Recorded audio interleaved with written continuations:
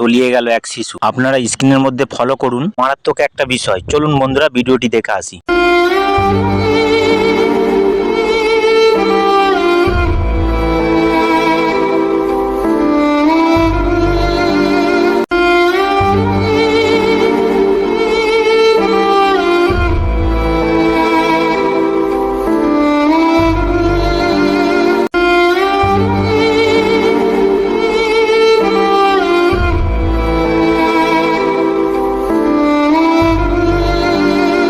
বাচ্চাটি বেঁচে। চলুন বন্ধুরা ভিডিওটি আরেকটু দেখে আসি।